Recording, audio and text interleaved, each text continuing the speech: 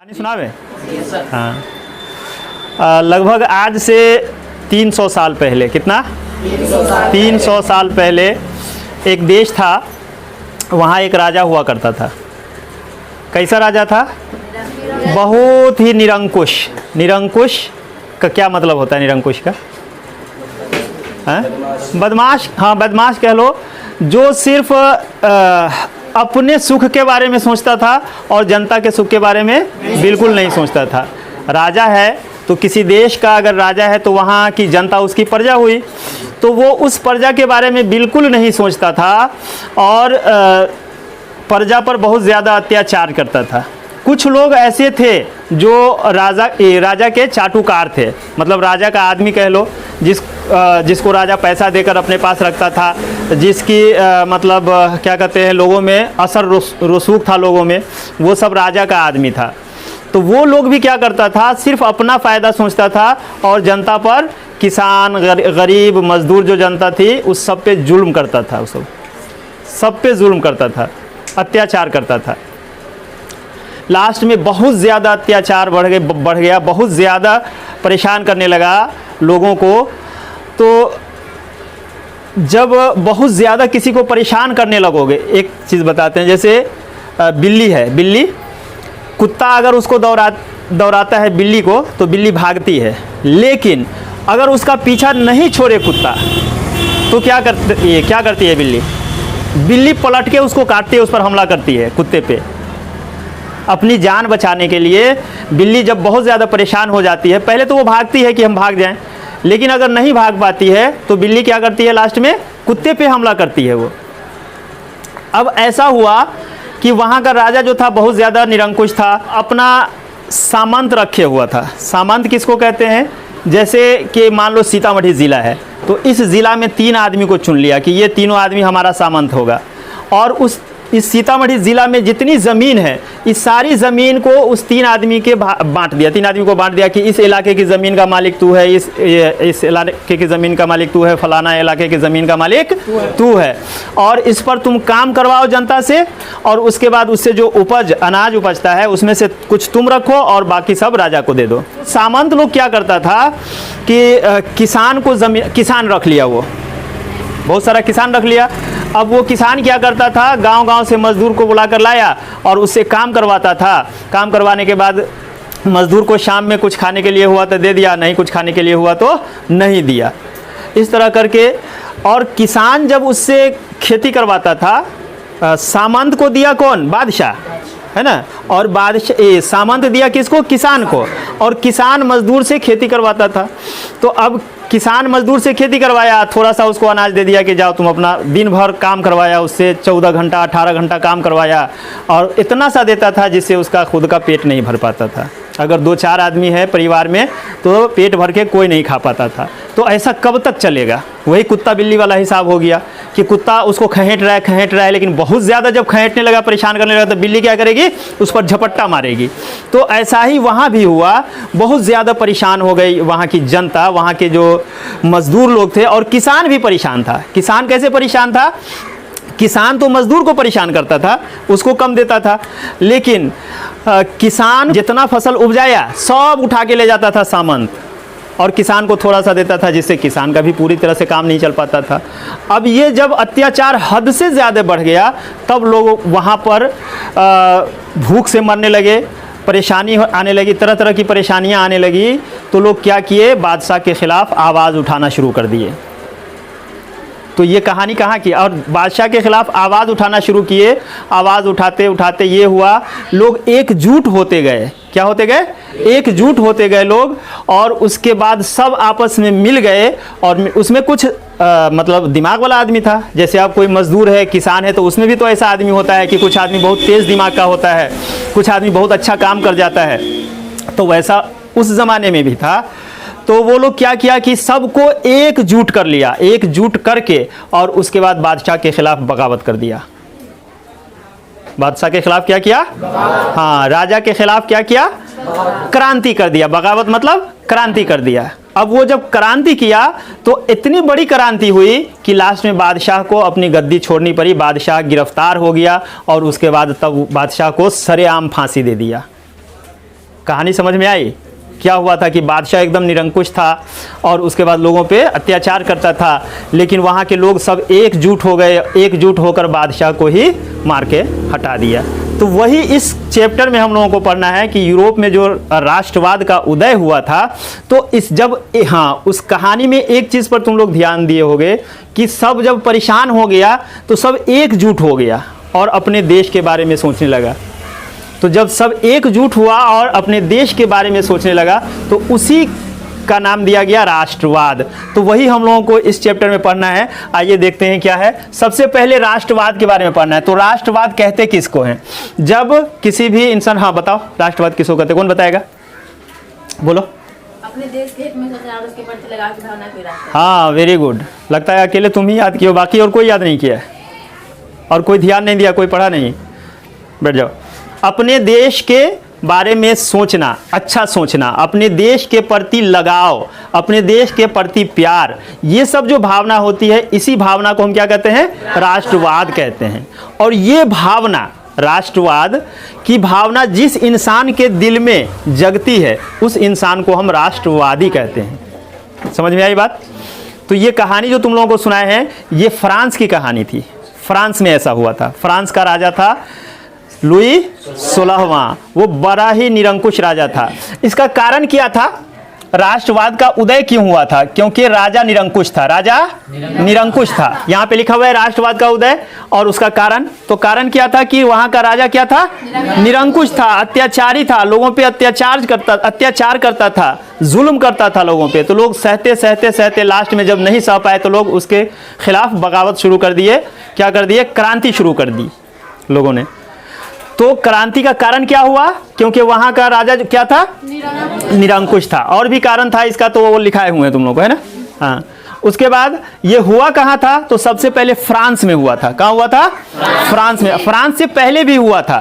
France में होने से पहले भी इस तरह का माहौल हुआ था, इस तरह की क्रांति हुई थी, लेकिन इतने बड़े पैमाने पर नहीं हुई थी और ये पूरे दुनिया के सामने उभर के नहीं आया था। लेकिन फ्रांस की जो क्रांति थी वो पूरे दुनिया के सामने उभर कर आई, इसलिए फ्रांस की क्रांति को हम आज पढ़ रहे हैं और उसको नाम दिया गया यूरोप में राष्ट्रवाद का उदय। क्योंकि फ्रांस कहाँ है? यूरोप में। ये हुआ कब था? तो 1789 में। कब हुआ था? 1789 में। तो अब यहाँ आगे पढ़ना है वही चीज़ कि फ्रांस में राष्ट्रवाद। 1789 में एक क्रांति हुई थी, जो अभी कहानी हम आप लोगों को बताए हैं। वही क्रांति कहाँ हुई थी? फ्रांस में हुई थी। और ये क्रांति किसने किया था? तो फ्रांस की जनता ने। फ्रांस की जनता ने किसके खिलाफ किया था? तो लुई 16वां के खिलाफ। तो और लुई 16वां किस राजवंश का था? तो बुर्बो राजवंश का था। लुई 16वां किस राजवंश का था? बुर्बो राजवंश का था। और वो तानाशाही करता था और लोगों ने इस क्रांति के जरिए, यानी 1789 की क्रांति के जरिए तानाशाही को समाप्त कर दिया। वही चीज यहां लिखा हुआ है कि तानाशाही समाप्त हो गया। 1789 में क्रांति हुई। किसके खिलाफ क्रांति हुई? बुर्बो राजवंश। बुर्बो राजवंश का उस वक्त जो राजा था वो कौन था? लुई 16वां था। वो तानाशाही करता था और लोगों ने क्रांति के जरिए तानाशाही को समाप्त कर दिया। अब उसके बाद है अगला टॉपिक है क्रांति के समय किए गए कार्य। अब क्रांति करने के लिए हम लोग तो पढ़ लिए ये चीज़, मतलब मोटा मोटी तौर पे हम कहानी सुन लिए कि ऐसे ऐसे कहानी हुआ तो उसको मार के हटा दिया, है ना। लेकिन अब उस वक्त कौन कौन सा काम हुआ था क्रांति से पहले? यानी क्रांति होगी तो क्रांति होने से पहले कुछ ना कुछ काम करेगा लोग। जैसे स्कूल है, यहाँ पे स्कूल आने से पहले कुछ ना कुछ तुम लोग किया होगा, तब ना स्कूल आए हो सब इकट्ठा। यानी कि घर पे नहाया, कपड़ा बदला, नाश्ता किया, किताब लिया, तैयारी किया, उसके बाद चल कर यहाँ आया, तब यहाँ स्कूल में पहुंचे और पढ़ाई कर रहे हो। तो उसी तरह से जब क्रांति हुई तो उस क्रांति से पहले क्या काम किया गया उसके बारे में जानते हैं हम लोग। तो क्रांति से पहले, क्रांति के समय या क्रांति से पहले कह लो, क्रांति के समय किए गए कार्य, तो सामूहिक भावना बढ़ाने का प्रयास किया गया। सामूहिक भावना क्या हुआ? सबका दुख एक जैसा था। सबका दुख एक जैसा था। तो लोगों ने सोचा कि कुछ ऐसी बात की जाए कि जो सबके फायदे की बात हो। आ गया कि ये जमीन जो है, फ्रांस की जमीन है, ये हमारी पितृभूमि है। पितृभूमि का मतलब क्या? ये हमारे बाप दादा की जमीन है। राजा है, राजपाट अपना चला रहा है, लेकिन राजपाट वो चला रहा है और इसी देश में हम रह रहे हैं, तो लोगों के बीच में ये बात जगाई गई कि ये तुम्हारी पितृभूमि है, ये तुम्हारे बाप की ज़मीन है। हाँ, तब लोगों के जहन में लगा, दिमाग में लगा कि नहीं रे, सही बात कह रहा है ये, कि तो हमारे बाप की ज़मीन है, ये हमारे बाप दादा की ज़मीन है, ये हमारा देश है, ये हमारी मतलब यहाँ के हम नागरिक हैं, यहाँ के हम नागरिक हैं, मतलब यहाँ के हम रहने वाले हैं, तो हमारा भी हक है इस देश पर, और ये हमारे बाप की ज़मीन है और हम अपने बाप की ज़मीन पे रह रहे हैं, और दूसरा आदमी चाहे जो बादशाह है वो हम पर जुल्म सितम कर रहे हैं, नहीं बर्दाश्त करेंगे। तो इस तरह की बात लोगों को बताई गई, तब लोग इकट्ठा होना शुरू हुए। उसी सामूहिक भावना में क्या किया गया, समान झंडा बनाया गया। क्या किया गया, समान झंडा बनाया गया। समान झंडा बनाने का मतलब क्या हुआ, वहाँ जो अलग अलग प्रांत था, हर प्रांत का अलग अलग झंडा था, और झंडा की जहाँ तक बात आती है तो झंडा के लिए लोग अपनी जान दे देते हैं शुरू से। अब भी ऐसा होता है कि झंडा अगर एक आदमी पकड़े हुआ है वो अपनी जान दे देगा, लेकिन झंडा गिरने नहीं देता है। पहले ज़माने में भी जिसका जो झंडा होता था, जैसे मान लो कि दाहिने हाथ में झंडा लिए हुए या बाएं हाथ में झंडा लिए हुआ है, दाहिने हाथ से लड़ रहा है तलवार से, और किसी कारणवश कोई अगर उसका दाहिना हाथ काट दिया, ठीक है, तो वो हाथ को या अपने दर्द को नहीं देखेगा, वो झंडा को गिरने नहीं देगा, झंडा को गिरने नहीं देगा। फिर चाहे उसकी गर्दन ही कट जाए, क्यों न, उसकी गर्दन ही कट जाए फिर भी, लेकिन वो झंडा को गिरने नहीं दिया। यानी कि इतना लगाव होता है झंडा से। तो ये सबसे बड़ा पॉइंट था कि लोगों को एकजुट किया जाए। तो पूरे फ्रांस के लिए एक झंडा बनाया गया, और उस एक झंडा के तले सबको कहा गया कि एक झंडा के तले सब आएँ, सबका एक झंडा रहेगा, एक झंडा के लिए हम लड़ेंगे। ये तो क्रांति से पहले किया गया कार्य था, लोगों को एकजुट करने के लिए। क्या क्या किया गया, सामूहिक भावना बढ़ाने का प्रयास किया गया। जैसे उसमें नारा दिया गया कि पितृभूमि है हमारी, ये हम यहाँ के नागरिक हैं। फिर उसके बाद एक समान झंडा बनाया गया, नुक्कड़ नाटक वगैरह किया गया। क्रांति के बाद क्या हुआ वो देख लेते हैं। तो क्रांति के बाद नया संविधान बनाया गया। पहले जो संविधान बना हुआ था वो किसका बना हुआ था, तो लुई 16वां का। वो अपने लिए ही सब ऐसा संविधान बनाया था कि जिसमें सिर्फ और सिर्फ बादशाह का फायदा हो, बादशाह और उसके चाटुकारों का फायदा हो, ऐसा संविधान बनाया था। लेकिन क्रांति के बाद जो किया गया, नया संविधान बनाया गया, तो ऐसा संविधान बनाया गया जिसमें सबका फायदा हो, ठीक है, सबको समान अधिकार दिया गया। सामंती व्यवस्था समाप्त कर दी गई। सामंती व्यवस्था अभी समझाएं कि सामंत क्या था, सामंती व्यवस्था क्या थी, तो उस व्यवस्था को समाप्त कर दिया गया। सामंती व्यवस्था को, स्टेटस जनरल को खत्म कर दिया गया और उसकी जगह पे नेशनल असेंबली बनाया गया। स्टेटस जनरल क्या था, स्टेटस जनरल वो था जहाँ पे जैसे कि एक घर था कोई, उस घर में वहाँ पे आके, जैसे अभी संसद भवन है, तो अभी यहाँ के जो नेता वगैरह जो जिनको हम लोग चुन कर भेजते हैं, तो वो संसद भवन में बैठकर उसके बाद क्या फैसला लेना है, देश कैसे चलाना है, उस सब पे फैसला करता है, बात करता है। तो उसी तरह से उस ज़माने में स्टेटस जनरल था। तो बादशाह का जो आदमी सब होता था वो उसी स्टेटस जनरल में जाके बैठ के और उसके बाद कोई भी फैसला लेता था। वो फैसला क्या लेता था, वो बस ऐसा काम करता था जिससे बादशाह खुश हो, ठीक है, और बादशाह के हक की बात करता था, जनता के हक की बात नहीं करता था। तो उस स्टेटस जनरल को ख़त्म करके उसकी जगह पे बनाया गया नेशनल असेंबली। और इस नेशनल असेंबली में वो लोग जाकर बैठता था जो जनता के हित में सोचता था, जनता के लिए सोचता था, जनता की बात वहाँ पे रखता था। तो वैसे लोग वहाँ जाकर बैठते थे, ठीक है। आंतरिक आयात और निर्यात को खत्म कर दिया गया। आंतरिक आयात निर्यात शुल्क समाप्त कर दिया गया। इसका क्या मतलब हुआ, जैसे कि अब यहाँ से बिहार से अगर हम ले जा रहे हैं कहाँ, यूपी में ले जा रहे हैं, तो ऐसा नहीं कि बिहार से हम यूपी में ले जा रहे हैं तो हमको टैक्स लगेगा, नहीं। पूरे इंडिया, जैसे उस वक्त पूरे फ्रांस की बात है, तो पूरे फ्रांस में कहीं भी कोई सामान ले जाकर बेचेगा, खरीदेगा, तो उसको टैक्स नहीं लगेगा, ठीक है, वो चीज़ समाप्त कर दिया गया। उसके बाद है नाप तौल की नई पद्धति अपनाई गई। ऐसा नहीं कि पहले क्या था, पहले किसी का वज़न तौलने का जो था वो ज़्यादा था, किसी का कम था। जैसे मान लो कि अगर किसी का 1 किलो था तो किसी का 900 ग्राम था, किसी का 500 ग्राम था, इस तरह करके वज़न था, अलग अलग था, लेकिन सबको एक जैसा बनाया गया और एक समान किया गया उसको, कि अगर तौला जाएगा, कहीं भी तौला जाएगा, तो अगर एक बटखरा बना दिया गया 1 किलो का, 1000 ग्राम का बना दिया गया, तो उसी से पूरे फ्रांस में सब तौल के बेचेगा कोई भी चीज़। समझ में आ रही है बात। फिर उसके बाद क्या है, एक समान कर दिया गया। वही चीज़, एक समान कर का मतलब ये हुआ कि जैसे बिहार में अगर कोई चीज़ हम बना रहे हैं, जैसे मान लो कि आलू या प्याज बिहार में बहुत ज़्यादा है और उत्तर प्रदेश में कम है, हम यहाँ से बेचने जाएं तो यहाँ बिहार में हमको टैक्स लग रहा है उस पर 3 रुपया, और यूपी में हम जा रहे हैं तो हमको लग रहा है 5 रुपया टैक्स। और बिहार में बहुत ज़्यादा उपज होती है, तो बिहार में उतना ज़्यादा तो बिकेगा नहीं, क्योंकि बहुत ज़्यादा उपजता है, तो इसको बेचने के लिए तो दूसरी जगह जाना पड़ेगा। तो दूसरी जगह जब जाकर बेचे तो ऐसा नहीं कि बिहार में 3 रुपया लगता है, दूसरी जगह हमको 5 रुपया लगने लगे। पहले ऐसा था, लेकिन जब क्रांति हुई तो क्रांति के बाद जो काम किया गया तो उसमें इसको ख़त्म कर दिया गया और एक समान कर दिया गया सब जगह। टैक्स जिसको कहते हैं, जितना बिहार में अगर 2 रुपया बिहार में लगेगा तो 2 रुपया यूपी में भी लगेगा, 2 रुपया पंजाब में भी लगेगा, 2 रुपया हरियाणा में भी लगेगा, चाहे जहाँ भी बेचने जाओ 2 ही रुपया लगेगा। ठीक है, कर दिया गया। उसके बाद है फ्रेंच को राष्ट्रभाषा बना दिया गया। फ्रेंच को राष्ट्रभाषा बना दिया गया। जैसे इंडिया में कई भाषाएं बोली जाती है, इंडिया में कई भाषाएं बोली जाती हैं। बिहार में देख लो तो इसकी भाषा कुछ और है, भोजपुरी है, और कौन कौन भाषा मिला हुआ है। दूसरी अगर पंजाब में चले जाओ तो पंजाबी है, महाराष्ट्र में चले जाओ तो वहाँ मराठी बोली जाती है। यानी अलग अलग प्रांत में अलग अलग भाषा बोली जाती है, लेकिन हम सबका मिला जुला हुआ, मिली जुली हुई भाषा जो एक भाषा है हमारी, वो क्या है? हिंदी भाषा है, यानी राष्ट्रभाषा हमारी हिंदी है। तो उस ज़माने में फ्रांस में भी अलग अलग बोली जाती थी, अलग अलग बोली जाती थी। लेकिन लोगों ने क्या किया कि फ्रेंच जो एक भाषा थी, उस भाषा को वहाँ की राष्ट्रभाषा बना, वहाँ का राष्ट्रभाषा बना दिया गया। किसको? फ्रेंच को। तो फ्रेंच को राष्ट्रभाषा बना दिया गया। उसके बाद एक राष्ट्रगान तैयार किया गया जिसको मर्सीले कहते हैं। उसका नाम क्या था?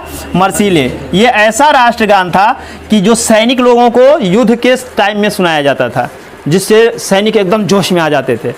इतना चीज़ करने के बाद 1793 में लुई 16वां जो था निरंकुश राजा, उसको सार्वजनिक रूप से फांसी दे दिया गया। जब ये सब काम हो रहा था, कहाँ? फ्रांस में।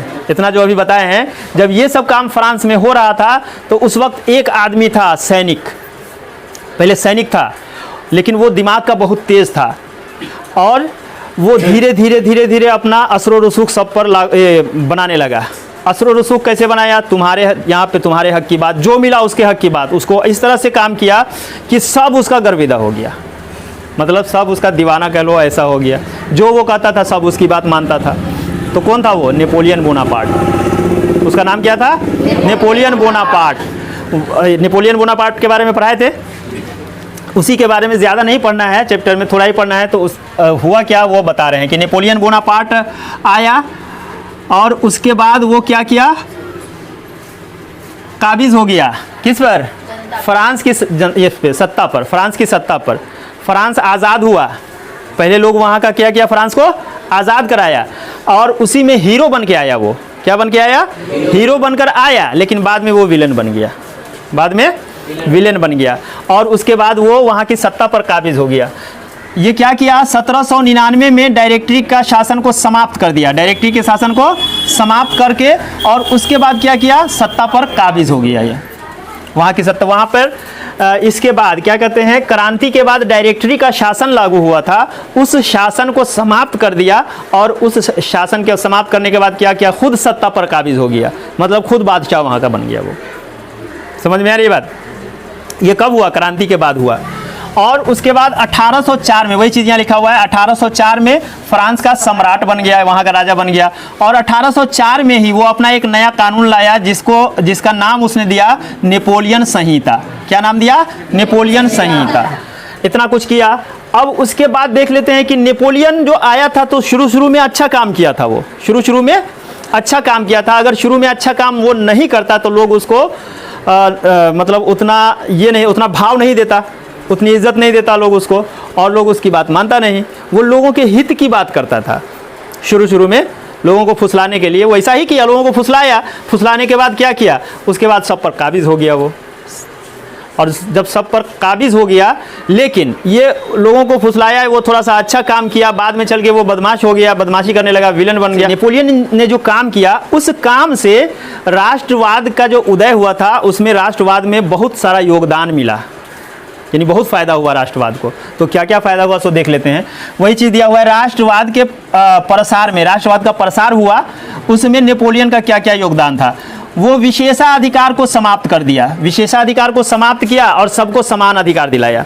यानी ऐसा है कि किसी जगह कोई जो अमीर आदमी है, VIP लोग है, उसको जाना है, लेकिन जो कमज़ोर आदमी है, गरीब आदमी, वो वहाँ नहीं जाएगा। तो गरीब आदमी सब तो समझता था कि हम छोटे आदमी, लेकिन कोई आदमी इस चीज़ को आकर ख़त्म कर दे कि नहीं, जहाँ अमीर जा रहा है वहाँ गरीब भी जाएगा। तो लोग मानेगा कि नहीं? तो गरीब लोग तो उसको एकदम पूजेगा, कहेगा ये तो हमारे लिए भगवान हो गया, नहीं कहेगा?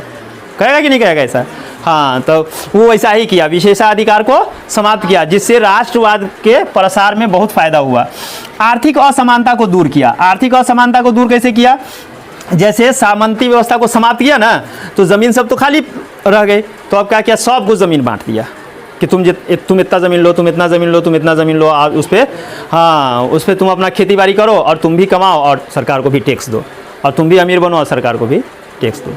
ठीक है। उसके बाद क्या है, कानून के समक्ष सबको बराबरी का अधिकार दिया। वही चीज़ यहाँ लिखा हुआ है, कानून में बराबरी का अधिकार सबको दिया। ऐसा नहीं है कि अमीर आदमी और गरीब आदमी दोनों अगर एक ही गलती करे तो गरीब आदमी को बहुत ज़्यादा सज़ा मिलेगी और अमीर आदमी को माफ़ कर दिया जाएगा, या अमीर आदमी को कम सज़ा मिलेगी और गरीब आदमी को ज़्यादा सज़ा मिलेगी। नहीं, ऐसा नहीं। वो क्या किया कि इस असमानता को ख़त्म ही कर दिया। वो सब कानून के समक्ष सबको समान बना दिया, यानी सबका समान अधिकार रहेगा कानून के यहाँ पे, कि अगर कोई गलती करे, चाहे अमीर हो चाहे गरीब हो, सज़ा बराबर मिलेगी। तो अगर ऐसा कर दे तो गरीब लोग जो होगा वो तो एकदम खुश हो जाएगा ना उससे। और ये चीज़ हुआ तो क्या हुआ कि राष्ट्रवाद के प्रसार में बहुत मदद मिली इन सब बातों से। यातायात में सुधार किया। यातायात में सुधार कैसे किया? जहाँ पे सड़कें नहीं थी वहाँ पे सड़कें बनवा दिया, यहाँ आने जाने के लिए। संचार में सुधार किया, यानी लेटर कहीं अगर भेजना हो तो लेटर भेजने का तरीका वो कुछ ऐसा निकाला जिसकी वजह से कि जल्दी से जल्दी वहाँ तक खत पहुँच सके, उसमें सुधार लाया। फिर उसके बाद है समान शुल्क। समान शुल्क किया और समान नाप तौल की प्रणाली और एक मुद्रा से देश को संगठित करने की कोशिश किया। एक मुद्रा से संगठित करने की कोशिश किया देश को। समान शुल्क का मतलब वही जो समझाए हैं कि अगर बिहार में जितना शुल्क लग रहा है उतना ही शुल्क यूपी में लगेगा, उतना ही मध्य प्रदेश में लगेगा, चाहे जिस प्रदेश में चले जाओ उतना ही शुल्क लगेगा। ठीक है। उसके बाद क्या है, समान नाप तौल, जो बताया कि बटखरा एक ठो रहेगा, एक ही बटखरा से सब तौलेगा, वैसा किया। फिर उसके बाद एक मुद्रा का, अब यहाँ उस समय क्या होता था कि किसी जगह का मुद्रा सोना का है, किसी जगह चांदी का है, किसी जगह का लोहा का है, तब सोना वाला को तो बहुत घाटा लग जाएगा ना।